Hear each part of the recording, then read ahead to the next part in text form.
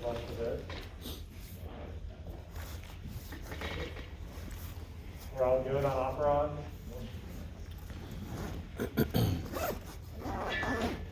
Okay. So we'll keep moving ahead with this. If we want to revisit operons at the end, we can circle back to that.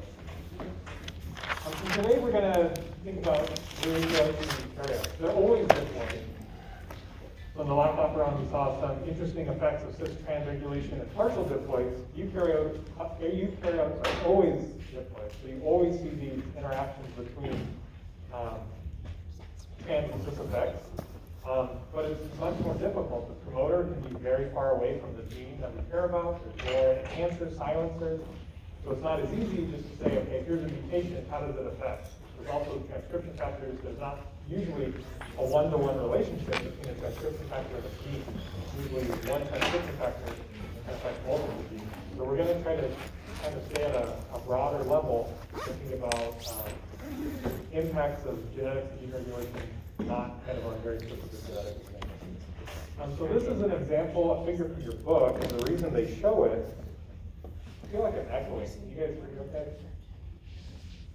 Okay. The reason I show this example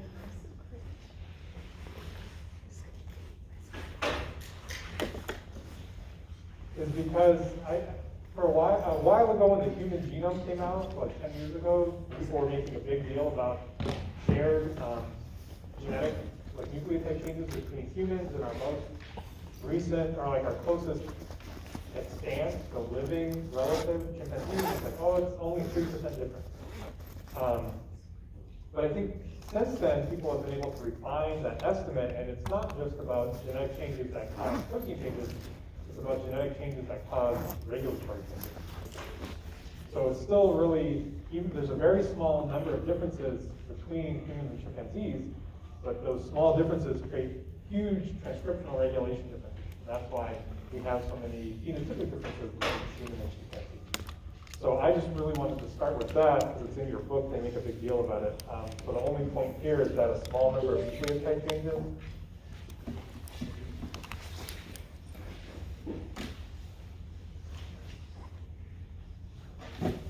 have a large phenotypic consequence.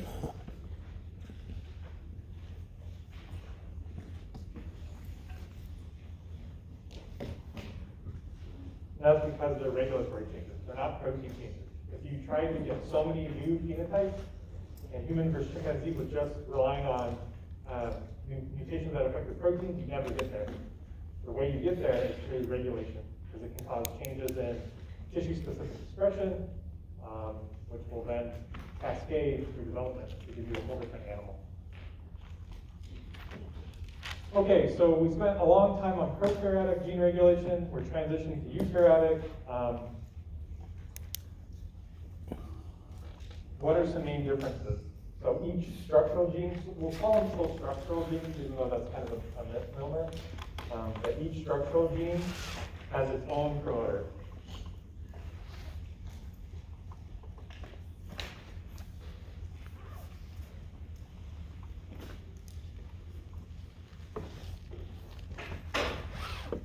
In bacterial cells, we saw operons.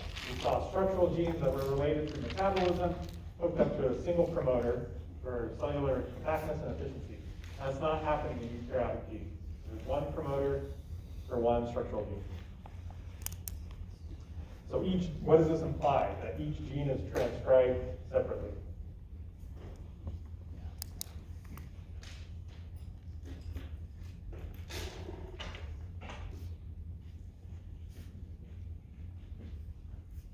It doesn't mean that other genes that are important to the same process are not being transcribed in parallel, but it's not due to that shared promoter. It's due to independent transcription. So another really important thing, DNA has to become accessible. In a circular chromosome in bacteria, DNA is readily accessible to the transcriptional machinery. That's not the case in eukaryotes, and that's actually a really important step in being able to regulate gene transcription. So DNA has to unwind or be accessible.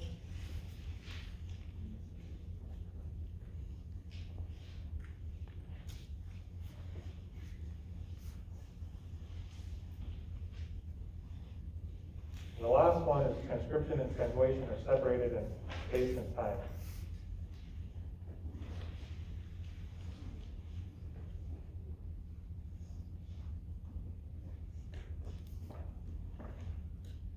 I'm going to run out of room. And we've already talked about this a lot. You saw this in your Draw to Learn, thinking about the nuclear membrane. So this is all things that should be sort of familiar with you, but we're kind of going to talk about them and how they regulate gene transcription. So here's our first topic question. What are some of the ways that altering chromatin structure can affect gene regulation? So you can just throw out your ideas. I'll write them down. I have some ideas of my own. Some of this might come from the reading you did.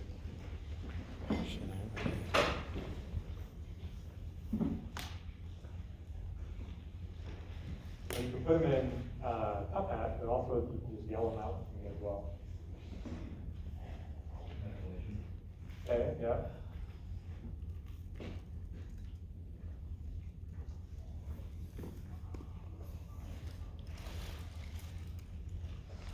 So I'm going to put it here. I'm going to add the methylation. So we're going to change physically parts of the DNA or the histones by adding a methyl group. So that's known as methylation. Any other ones? So I'm seeing some polyadenylation. That's after. So what level are we thinking now? We're thinking about DNA is wound in histones. We need to make it accessible. So that's the level we're thinking of. So if you put polyadenylation, that's after you have a transcript. So that's dealing with RNA processing. So acetylation, which is another modification. Very similar to methylation in the sense that you're adding a functional group to DNA. How tightly or loosely it's wound. So I would rephrase that as chromatin remodeling.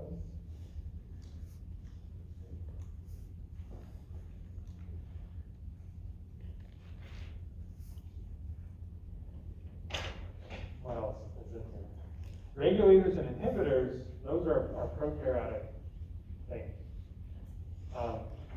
Most genes and eukaryotic genomes are going to use transcription factors to activate transcription. So we're kind of moving away from negative regulation more towards positive regulation. We might have silencers, but they're not proteins, they're DNA. So we're going to move away from negative regulation. What else do we have in here? Yeah, so those are the next level, yeah. So those are, once DNA is open, then you can start bringing in the machinery. Histone modification.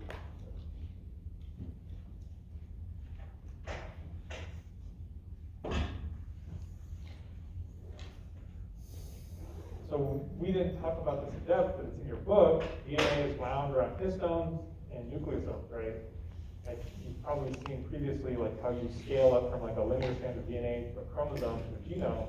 It's through this packaging in nucleosomes. So if you want to do the opposite, if you want to make it more accessible, you have to unwind it. So you can change the chromatin structure itself. You can change histones, which are bound and make those nucleosomes, and you can do that in part by adding different functional groups, so methylation and acetylation. So this methylation and acetylation, the reason I indented it, because those are modifications of histones. So you can modify DNA, but more likely you're going to modify a histone. And then you can do DNA methylation. So methylation is really important, kind of at both molecules that make up these nucleosomes, at the histone level and at the DNA level. So we're going to see a couple examples of these and how they're regulated in chemoscoping.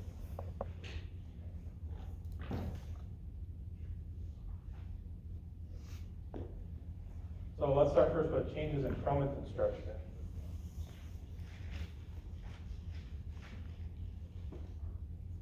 So we said that this is going to be chromatin remodeling.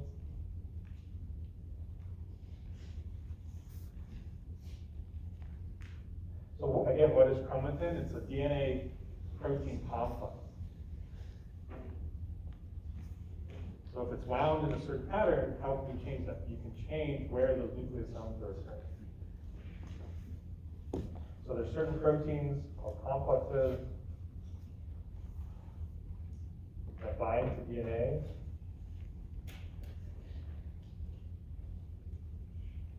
And they move the nucleosome. Sure. Your book says they reposition the nucleus.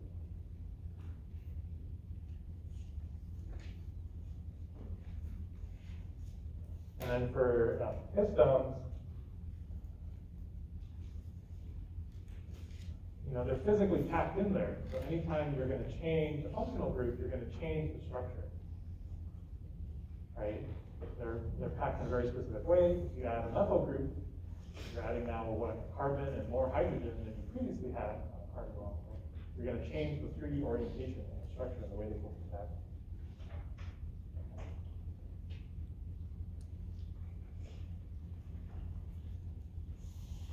So where are these being added? So these are being, the methyl and acetyl are being added to what they call the tails. We're not going to talk about that, but when you see the figures in your book, it looks like they're kind of sticking out the end of the histones. We refer to those as histone tails.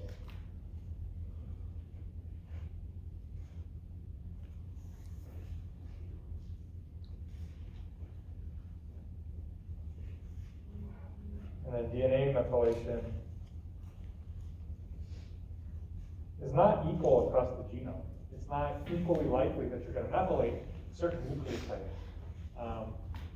The types of sequence that you're going to often methylate are cysteine guanine pairs. So you end up getting what they call CPG islands. If you have a string of DNA that has a lot of CG kind of tandem, it's easier to methylate those. So it's kind of like a chicken and the egg, like what came first? Did selection operate on methylation machinery to increase CG in certain regions that need to be transcribed? Or is it backwards? It just so happens that genes that are often accessible have CG, or that need to be regulated have CG, they're less flexible to open, and then methylation machinery. So we don't know, but it's an important consequence of DNA methylation, that you can find them in large stretches called CPGI. Do you have to remember any of this? Not really. I think you want to think about the genetics, and we'll see some genetic examples. So this is what the chromatin remodeling kind of looks like. So this is the figure from your book. You have nucleosomes, so a protein that has DNA wound around it. Energetically costly, but a protein can come in and kind of physically move things. So that's what's shown here. It's not that they're being taken out. The DNA is not being, the histones are not being removed from the DNA. It's just being stretched out, right? So on the very top, you have 5 nucleosomes. In the middle, you have that chromatin remodeling complex. You still have 5. It's just kind of opened them up, made access to the transcription factor that's going to recruit RNA polymerase. So we still need RNA polymerase, right? We need access to that site. It's not going to be blocked by an inhibitor. It's being blocked by the physical nature of how DNA is structured in a eukaryotic genome. So these are these tails. So here, the figure's a little bit different. It looks like there are fewer nucleosomes, but don't think of it that way. Think of it that they're further spaced. Their 3D conformation has changed. They can no longer pack in as tightly as they used to. So in the same stretch of DNA that you would have of the same physical distance, however many like picometers, I guess, however long that distance would be, now is less compact, it's less dense because of this acetylation on those histone tails.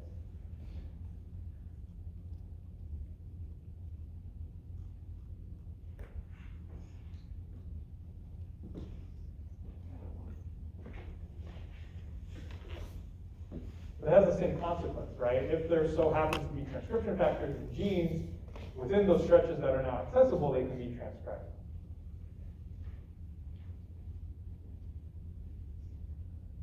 So now we're going to see an example, a consequence of acetylation and deacetylation on a trait. So this is also from your book. So the model plant that often gets worked with is Arabidopsis thaliana.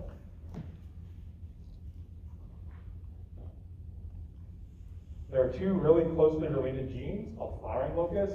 So these genes were identified for mutant screens. People made mutants. They saw plants that didn't flower. And then after that, they identified the genes and how they interacted molecularly with one another. It was kind of a really interesting story of starting with a mutant and identifying a phenotype, and it wasn't a phenotype at the protein level, it was a phenotype at chromatin accessibility level. So Arabidopsis has two genes, FLC and FLD. So their flowering lobe, FL stands for flowering locus, C and D. And this is all dictated by the acetylation of histones.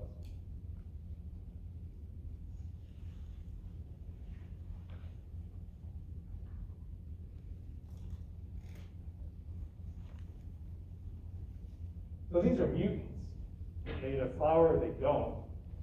But what's been really interesting, people following up on these genes, is that they actually have natural variation in populations of Arabidopsis. So Arabidopsis is normally from Europe. If you're at high latitude, so like closer to the pole, you flower later, right? It's longer winter. There's natural variation in these loci and their acetylation ability that impacts flowering time. So this is what it looks like. So when a plant is kind of dormant, or it states that it's not going to be producing flowers, FLC is accessible, right? So there's acetylated chromatin, FLC is accessible to a transcriptional machinery. It makes a transcriptional activator that represses flowering. So you don't need to know all the details except for the fact that when there's no flowering, it's because FLC is transcribed.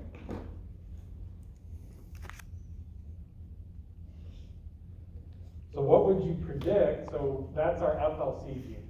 So the other player I told you is FLD. What would you predict? We now want to make a plant flower.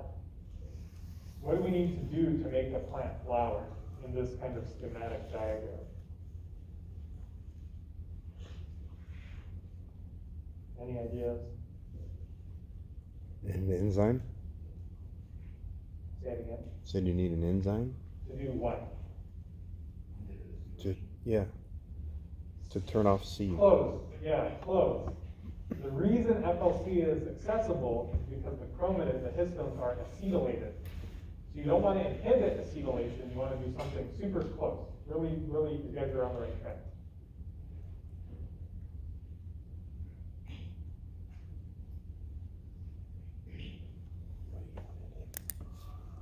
Take it away? You want to do something to those acetyl groups. Take them away? Yeah, you want to de-acetylize chromatin. So FLD, the D part is for deacetylate, so it is an enzyme. So this is going to be a de-acetylate. Okay, so from first principles about knowing something about gene regulation, you can make predictions that you can test at the molecular level. If I know that FLC is transcriptionally active when there's no flowering due to acetylation, I have to take those acetyl groups away. DNA will become more compact when I get flowering. So this is going to remove acetyl groups. So I think that's why I said you're really close on inhibiting. You're not inhibiting, you don't want to stop acetylation, you actually have to remove acetyl groups. So that might seem semantic to you, but it really is different at a structural level. So this is what it looks like. FLD is transcribed. It's a deacetylase enzyme. So the left-hand side is what I already showed you. The right-hand side is this other gene, FLD. It's transcribed, translated. It removes the acetyl groups. Right? So now the DNA here is, not accessible. There's no longer a repressor of flowering, so you get flowering in Arabidopsis. Any questions on that? That's the level that we're going to try to stay at for gene regulation. You can still do genetics, right? What if there was a mutation in FLD? What would happen? What if there's a mutation in FLC? So we're going to try to stay at that level, kind of case studies of how you can think about chromatin instead of inhibitors. Any questions on this one?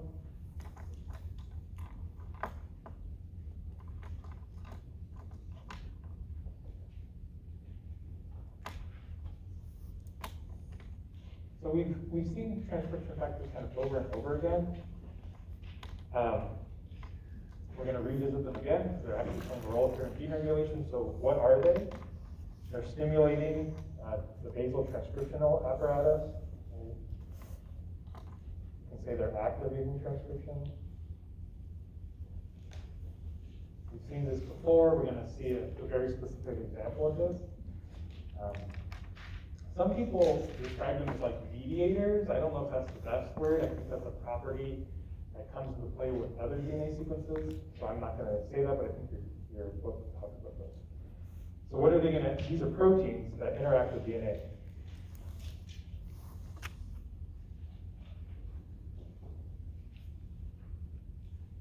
So what are they interacting with?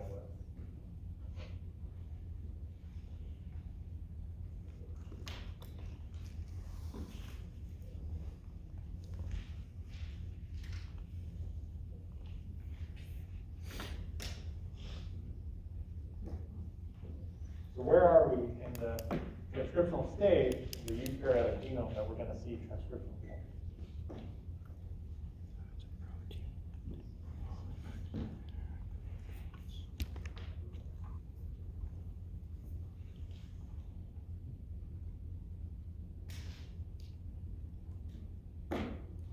No, I'm stuck between those two.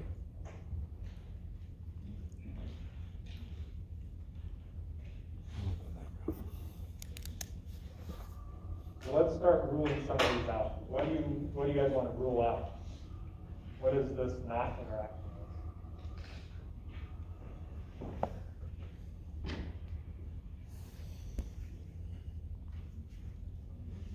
with? Using hand signals. It's not interacting with DNA polymerase, right? These are proteins that maybe they can interact with other proteins, but they're mostly DNA binding proteins.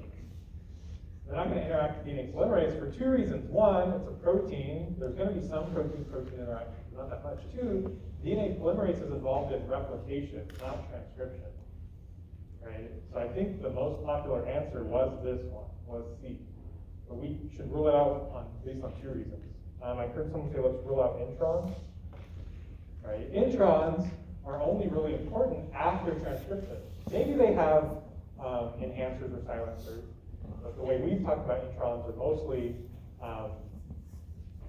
chunks of DNA that cause, or one consequence of having them is alternative splicing. So that's kind of downstream.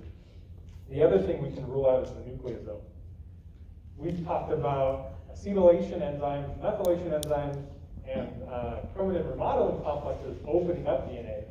So that's already taken care of the nucleosome. So the only thing left here is the basal transcription apparatus. That might be a really vague term, but what that means, it's trying to encompass promoters and enhancers.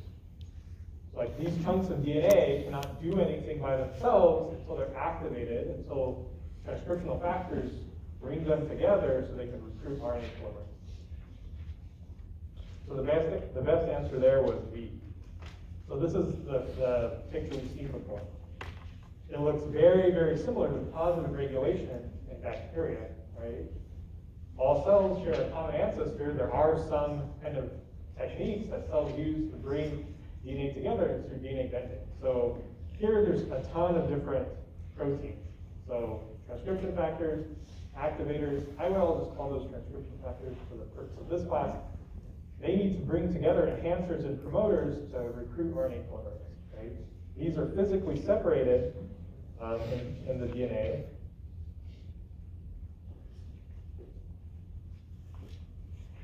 And then they're brought together.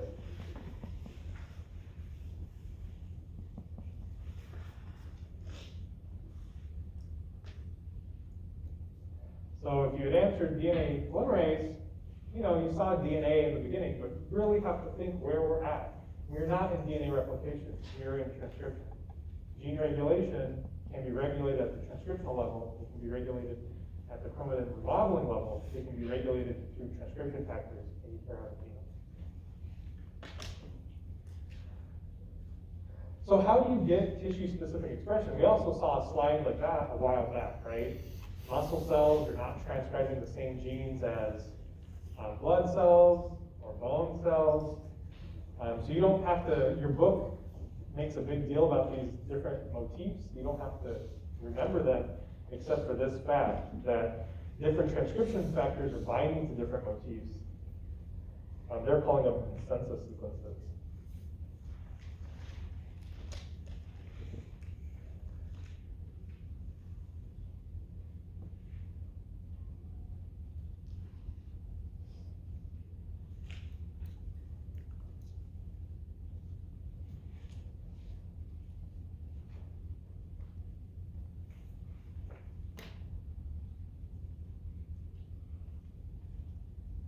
So by combinatorially combining them, right, you need multiple transcription factors to activate. So if you combine them in different ways, you're going to get different tissue-specific expression.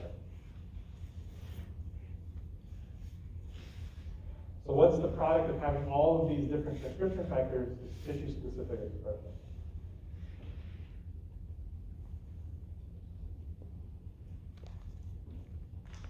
Or expression in response to the environment. Right? They have some share, right? The optimer element is in both the histone H2B promoter and in the thymidine kinase promoter, but they also have different motifs, right? If it was just a one-to-one relationship, you wouldn't be able to get kind of all of the nuance in gene regulation that is required for a multicellular organism. You have to combine these in different presentations. When I say like, you have to combine these, evolution has selected for different combinations that result in tissue-specific. Any questions? So do you have to remember any of the consensus sequences? No. The main point here is that combining the consensus sequences in different permutations gives you unique expression for genes. If there was a gene that needs to be expressed at the same time as histone H2B, it would have a very similar promoter, not identical, but it would have a very similar promoter. Our promoters in prokaryotic cells were very basic. It was just RNA polymerase, come here. These promoters are very complex. It's, at least 4 transcription factors come here, create a complex that then we can recruit RNA polymerase.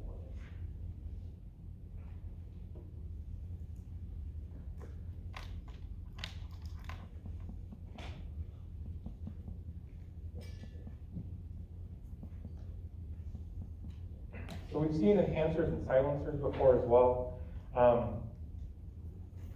The main thing I want to highlight here is that the position and orientation are kind of independent of their effects on genes, and you'll see an example in a second.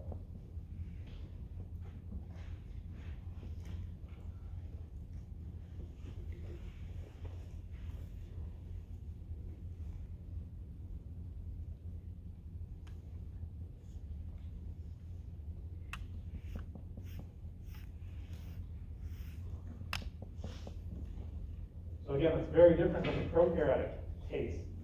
When you have a promoter and an operator upstream in cis of structural genes, that very specific orientation, right, left to right or whatever way is going to dictate how transcription works.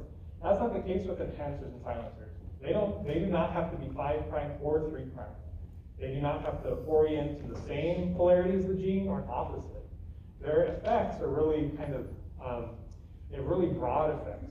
You need another element that we're going to talk about called an insulator to control how enhancers and silencers are going to interact with DNA.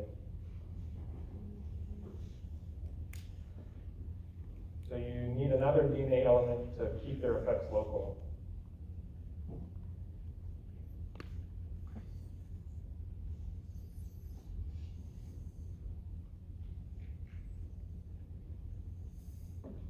What are enhancers and silencers? Just for completion, enhancer will stimulate transcription.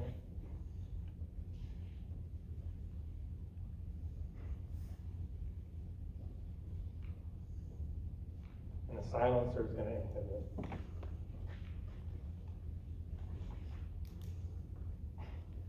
These are not proteins, though.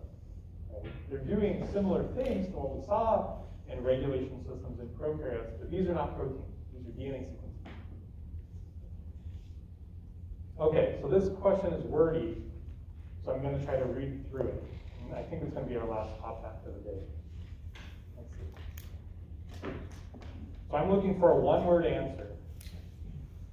So how does the binding of the transcription factor to an enhancer things that are thousands of base pairs away from each other affect transcription. So you can think of how, meaning like the mechanism.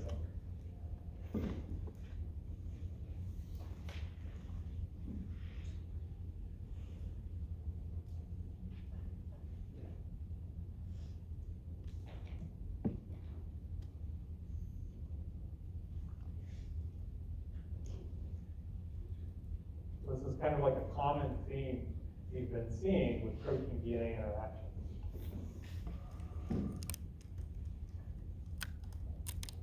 So lots of creative answers coming in.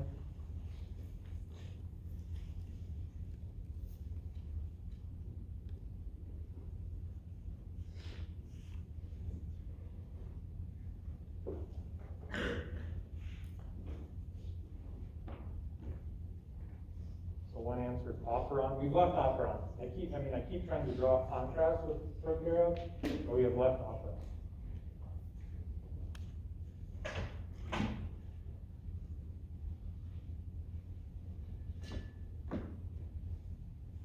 And we have about like 30 answers in. Let's get a couple more answers and we'll close this down.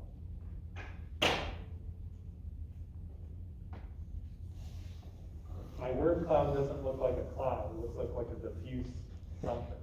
I wanted like one big word to be in there.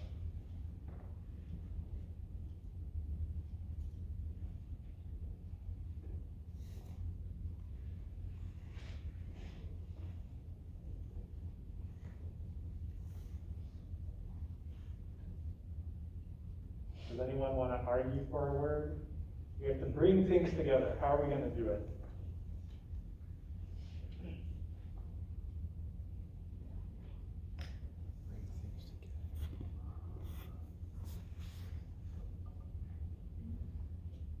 Yeah.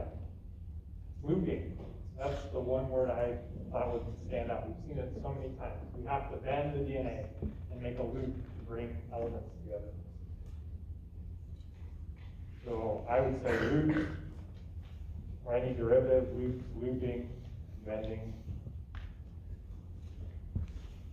We have to physically bring things together. They're very far apart in the eukaryotic genome. They're not these compact little off-routes. They're really far apart. We have to physically bring them together. The easiest way to do that is going to be loops.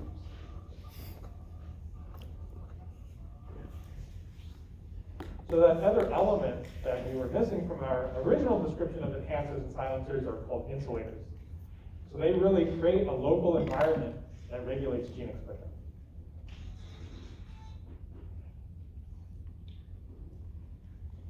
So the DNA sequence that blocks or insulates, so that's how they got their name, the effect of enhancer.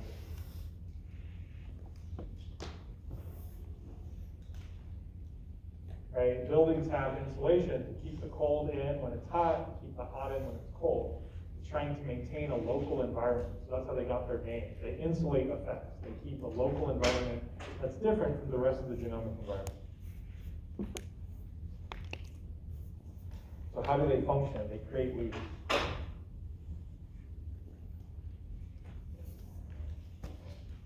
That limits physical contact.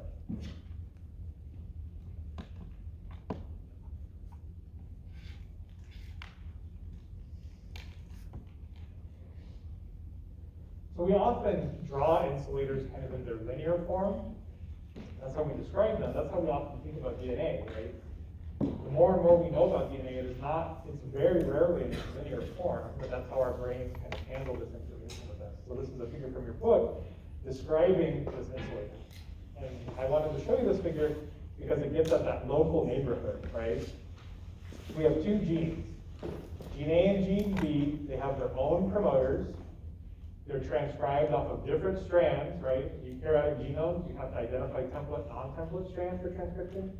They're transcribed independently. We have an enhancer, enhancer 1 and enhancer 2. Enhancer 1 is going to increase transcription kind of anywhere that it can reach, more or less, right? Enhancer 2 will do the same. So if there was no insulator here, Enhancer 1 would affect the transcription of both genes A and gene B. Enhancer 2 would also affect the transcriptions of genes A and gene B. But because we have that insulator there, they're going to have a localized effect. So this insulator prevents enhancer 1 from interacting with gene B.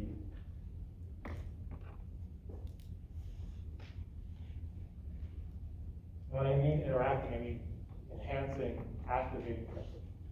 It's hard to see from it, it's hard to see from this linear orientation how that's occurring. But when you see these loops, it's much easier.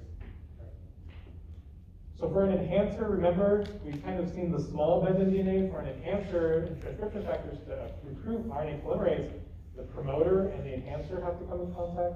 Right? So this is going to recruit RNA polymerase. Enhancer, this would be enhancer 1 in that previous example, enhancer 2. If we have insulators, enhancer 2 can no longer physically interact with gene A. So this is not the exact same linear organization we just saw, but if we kind of think about it that same way, there's no way for enhancer 2 to interact with the promoter with that gene. It only has a localized effect. It can only interact with anything that's kind of in this loop. Does that make sense?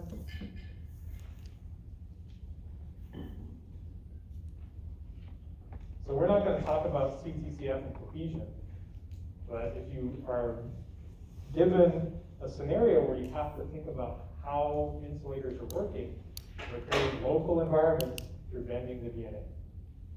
So you could get a question like this in a linear sense, and I would say, well, where do you need to put an insulator to create a local environment? Right? You should be able to think about where an insulator could go to prevent the effects of gene regulations of certain enhancers of certain genes. Okay. Any questions? So that was all pre-transcriptional. So everything before transcription. Now we're going to transition to post-transcriptional splicing, and this is all about trans effects. So what are trans effects? What are we calling trans effects?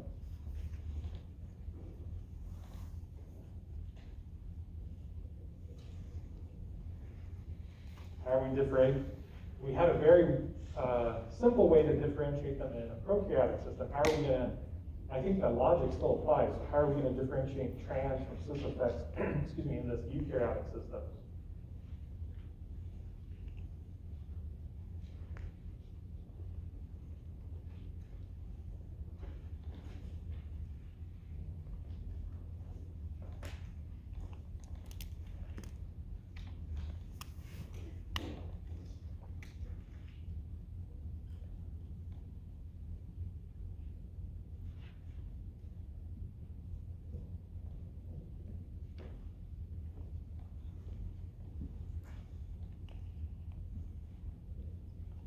Wait, transcription is in the nucleus?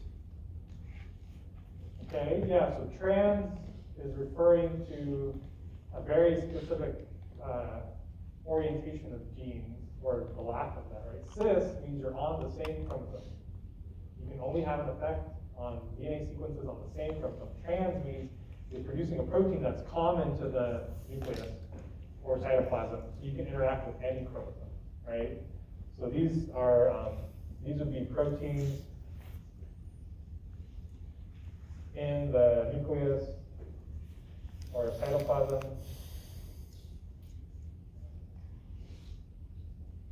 that can interact with other chromosomes or their own chromosome that's really far away. Cis can only affect downstream genes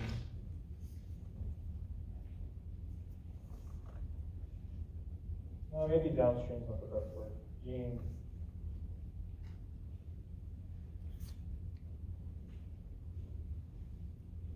it's about kind of being able to impact transcription at a large level, versus small level. Transcription factors are trans actors, right? They're transcribed and translated somewhere else in the genome. They come to a locus.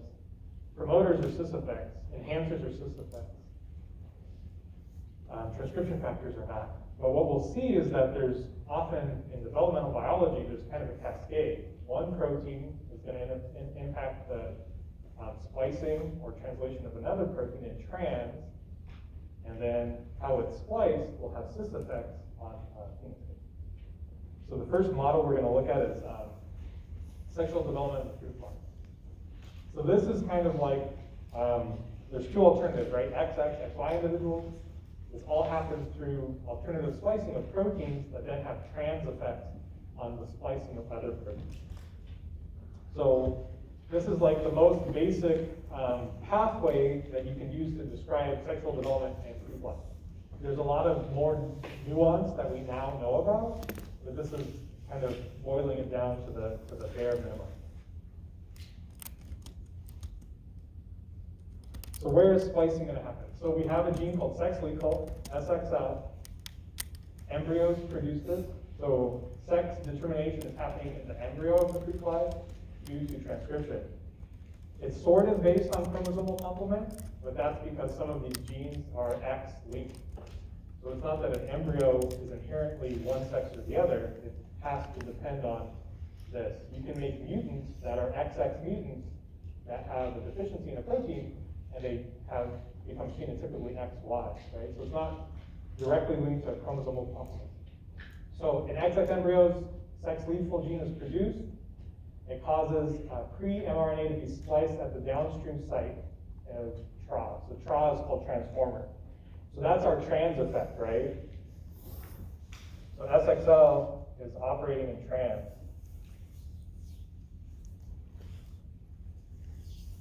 Right? It's affecting the splicing of transformer. There'll be another diagram where you can kind of see where the splicing comes in. But this is to show you the pathway. So there's two types of transformer protein, TRA1, TRA2. Together, they direct female-specific splicing of double sex. So GSX is double sex. So we kind of saw like a trans interaction here, and then another trans interaction.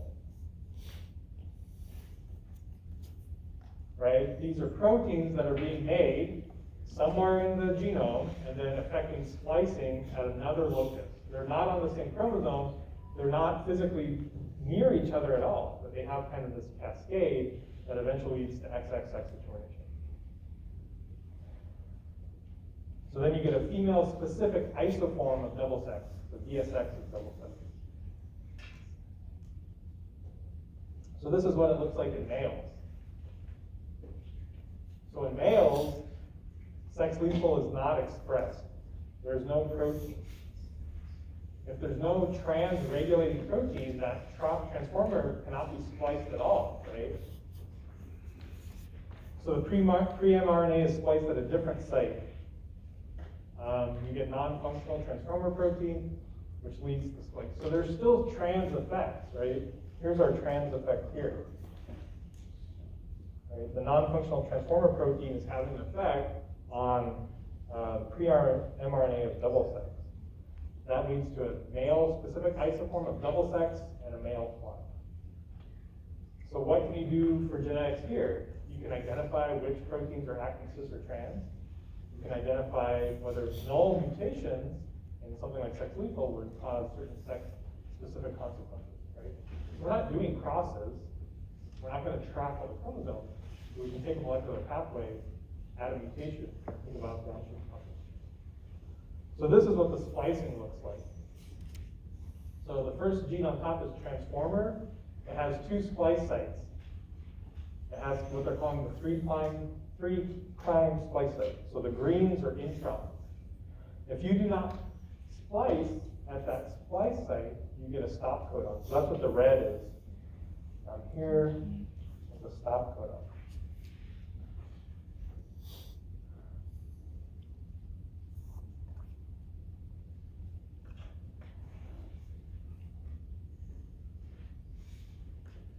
So depending on which splice site you're using, you're either incorporating or not incorporating that stop codon. Then you either get a functional or a non-functional property.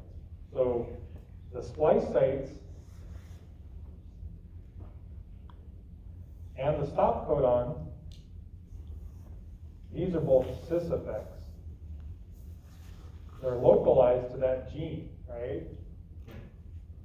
They're both localized to the transformer gene. They're only going to impact the transcript of transformer. That protein ends up having a trans effect. That's after the protein's created. So splice sites, stop codons within a gene can only have cis effects, but a protein can then be trans. Right? So this is still going to have a trans effect on double sex.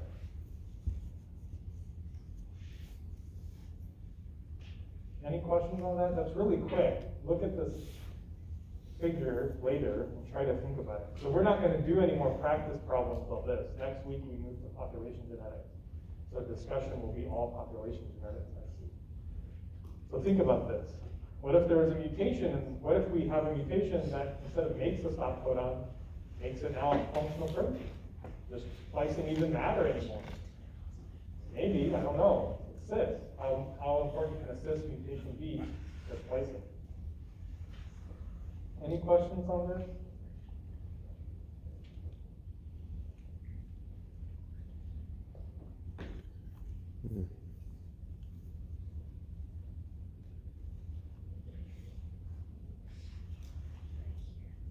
Okay, I have a couple more slides on RNAi interference.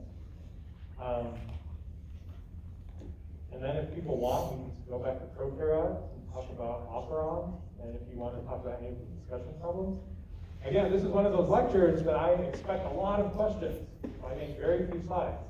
So when we don't get a lot of questions, either you understand it or you don't care. And that's up to you guys. So RNA interference. So we saw regulation due to protein interactions affecting splicing. Regulation can happen after the RNA is made. So it's, when they say RNA interference, that's describing the process. You're going to do something to the transcribed RNA to interfere with translation. So this is post-transcription.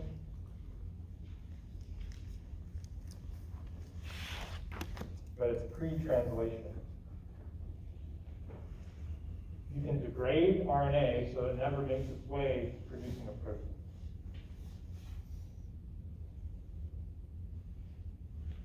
So one of the mechanisms is called RNA cleavage.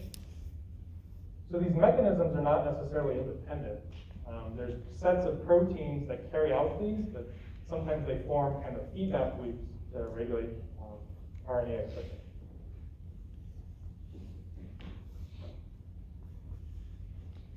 So some of the products of these small RNAs can go on to inhibit translation. I will talk about that.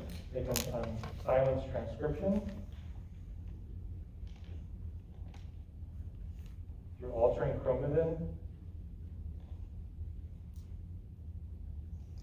And there's some kind of silencer-independent degradation of mRNA. There's some just kind of natural decay of mRNA, but it can be increased through RNA interference. So, right, we started with chromatin remodeling. We're back to chromatin remodeling. There's a ton of feedback loops in gene regulation in eukaryotes. So this is just an example of cleavage. It's kind of one of the most basic examples of RNA interference in making small RNAs. It's kind of, people might say, most ancestral. You have a double-stranded RNA, so that's key here. These proteins act in transcriptional regulation, but they might have evolved from antiviral defenses, right? Most mRNA are not double-stranded. Most mRNA are single-stranded. mRNA can be double-stranded. They're recognized by a protein called dicer, which, as its name implies, dices stuff up. It's making small RNAs. In the early 2000s, everything was called small RNAs. Now these have a million names, like Kiwi interacting RNAs. There's so many different ways that you can now divide kind of small RNAs. But importantly, small RNAs can be picked up by a protein like RISC, and then go after the mature mRNA. If you have mRNA that's cleaved, maybe it's lacking the polydenylation site, right? Maybe it's lacking a stop codon. So that's how it's going to interfere with transcription through translation. So in that here, right, this cleavage, if this is our poly A tail here, the main part of the transcript lacks now a poly A tail. It's going to be degraded. The poly A tail also stabilizes the 5' cap. Those are both really important structures to making it out of the nuclear membrane. So not only can it not get out, but it's going to be degraded. Other cellular machinery is going to recognize this as a non-functional RNA, degraded.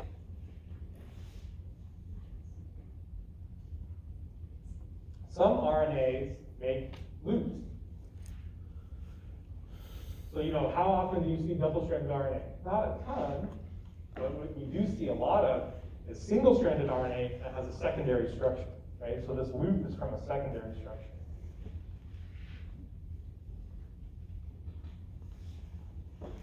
Loops make different sized small RNA, so we call them microRNAs. They're physically like a different number of nucleotides. RISC can use these to inhibit translation as well. So this isn't a cleavage. This is now, there's a protein, right, that is inhibiting translation. RNA polymerase, the ribosome cannot move down. So that's one strand that it just bent? Yeah, RNAs do that all the time. And so what's really interesting about, these are called hairpin loops.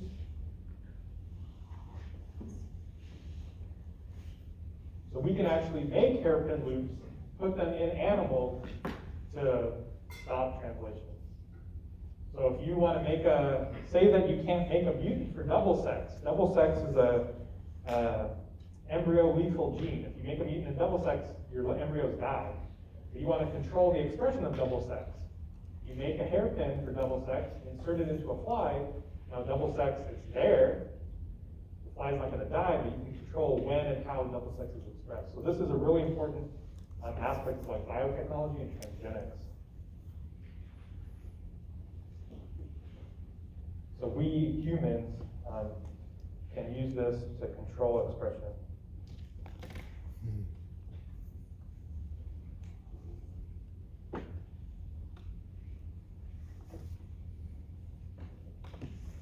So the last one I had was methylation.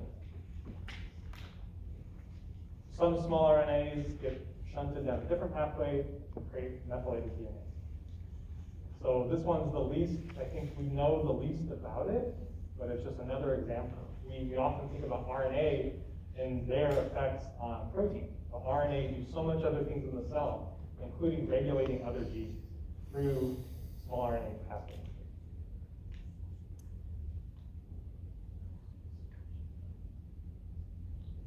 Any questions on these? What do you need to know about these going forward? I think you need to know they exist. I think you need to know their consequences. They can inhibit transcription or translation.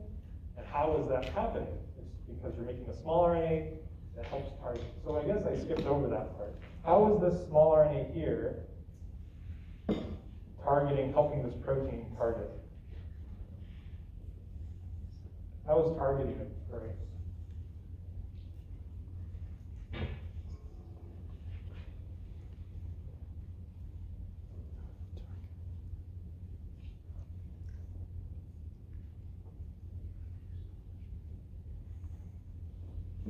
What must be true of that small RNA to bring a protein to another RNA? Just a match. Does it like recruit the spliceosome? So that risk is something different.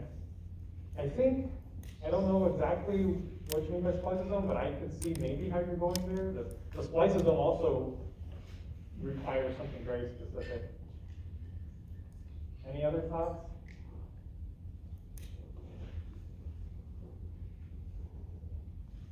Is this, or what's another way to ask it? Can this small RNA impact degradation of any other RNA, or does it have a limited subset that it can impact? Be Limited, and why? because Yeah. yeah. So targeting of small RNAs is based on sequence homology.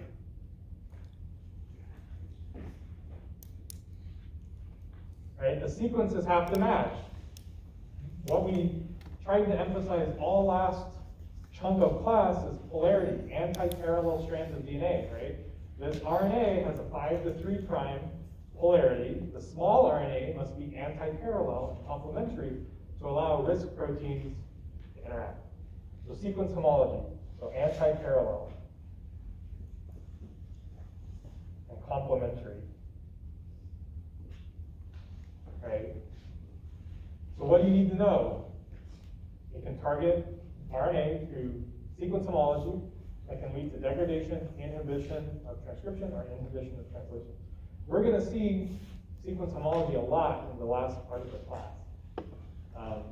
PCR is based on sequence homology, right? You have to make primers, you have to amplify to find the sequence direction. So let's not forget about 5' to 3' polarity of the molecule. Any other questions on this?